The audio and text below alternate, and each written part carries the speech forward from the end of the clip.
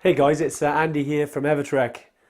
One question we got asked this week and kind of want to go into really. We had an email off a customer who was a bit concerned about, didn't want to be the slowest in the group whilst on a Everest Base Camp trek. And we emailed back and forth, and I actually gave him a call and had a chat about it.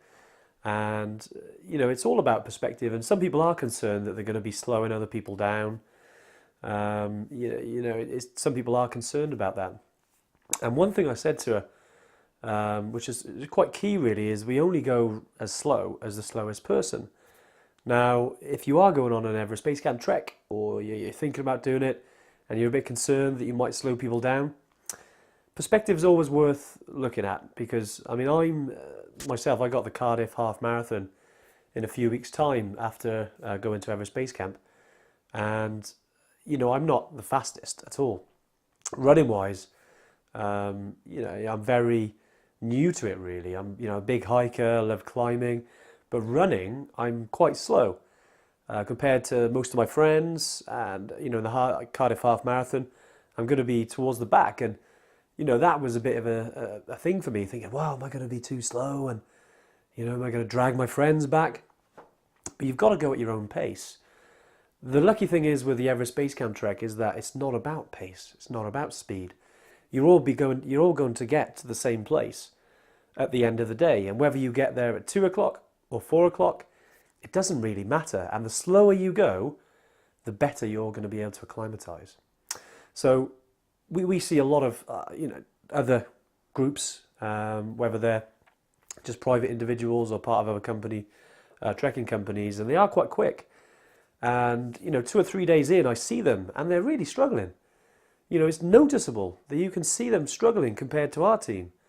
And I have to reiterate this fact: is that pace it's nothing about pace at all. It's just all about just going slow. If you go too fast, a day or two in, you might get headaches, you might feel a bit, you're losing your appetite. You're feeling that the onset really of altitude sickness, quite minor until you get higher up. But the slower you go, the better you acclimatise and the nicer trip you'll have. So if you're worried about slowing people down, don't worry about that. Certainly our teams go super slow and they have a really good time. We don't want to be rushing you up to Everest Base Camp and getting ill. That's not what we're about. We want to get you there, and a successful trip is getting you there and back. And that's why we have a super successful success rate.